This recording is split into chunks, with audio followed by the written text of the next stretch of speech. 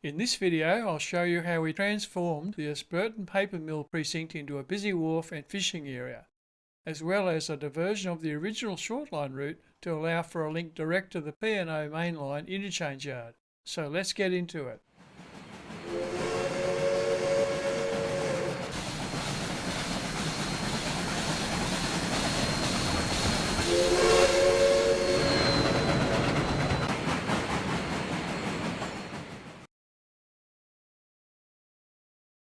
The first step is to position myself where the new river harbour is to be located next to the paper mill. Wherever there may be trees in the way, I'd better remove them first. Now it's just a matter of removing some of the land mass to make room for a substantial wharf, as well as some manoeuvring space for the ships to get into and out of the wharf area.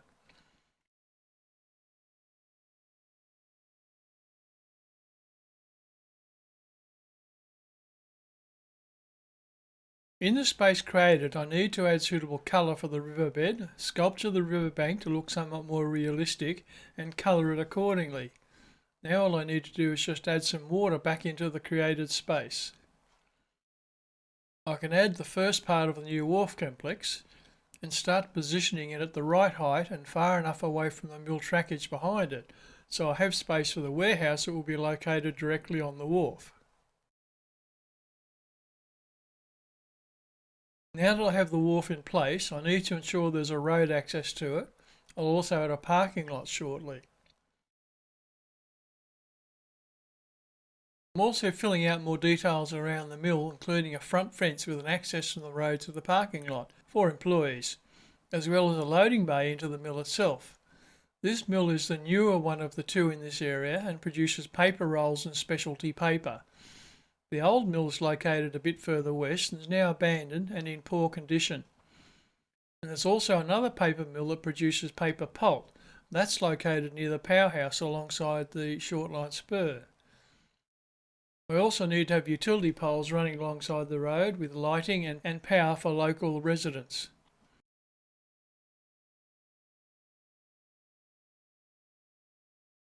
So here's the basic structure of the wharf, with the fishing boat complex at one end, with more details yet to come. Here's the final view of the wharf with most details included. I have included a typical small freighter, a couple of suitable cranes and fishing boats gathered around the fishing wharf. All this will generate extra freight opportunities for the railroad, such as the output from the paper mill, which is carried by a small river freighter that goes downriver.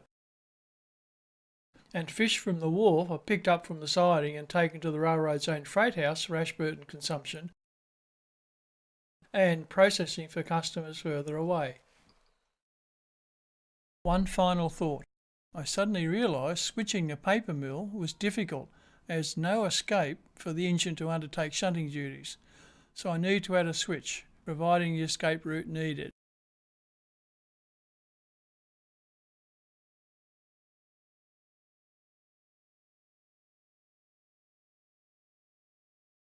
Here is an overall view of the changes made to the shortline route, including the track which has been diverted to the other side of the river, and crossing the Ashburton River via a new bridge which we'll show shortly. And also, here is the new loop joining the shortline and the P&O mainline. You'll also notice on the opposite side of the river, at the top right of this image, the original route of the shortline. The white section on the top right will be added to complete the scenery there, and this will ensure a realistic view in travelling the track along this area.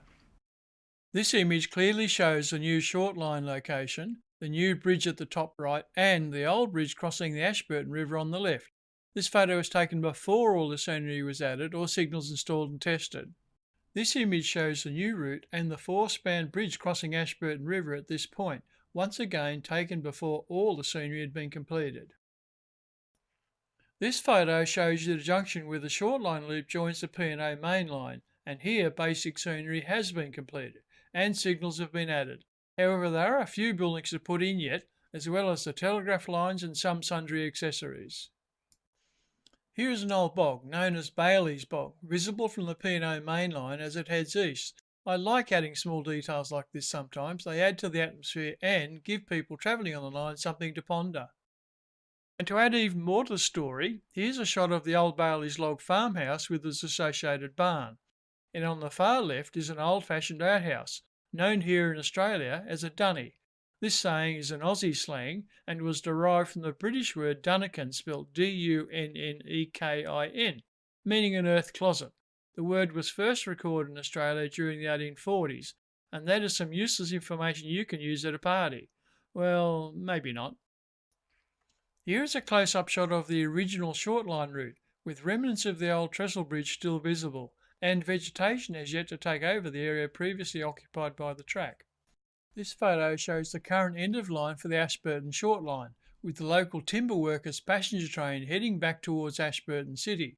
As mentioned earlier, the section to the left will be added in the next stage. What follows is a cinematic showing this train as it travels from here to join the P&O main line and ultimately stops at Ashburton Station. The cinematic was recorded using OBS software. However, this cinematic video was shot after the scenery was added. And even at the most intensely modelled part of the Ashburton Mill Module, I'm able to record at 60 frames per second using OBS. This is one of the few available packages that actually lets me hide the cursor too. Worth looking at for any of you budding YouTubers. Anyway, I look forward to your comments and suggestions using the comment section below this video. And if you'd like to continue watching the progress of the Ashburton Mill Module, I strongly encourage you to subscribe and hit the bell, which is next to the subscribe button below the video. This will ensure that you're notified when another update on the Ashburton Mill Module is uploaded. I hope you enjoyed this short clip.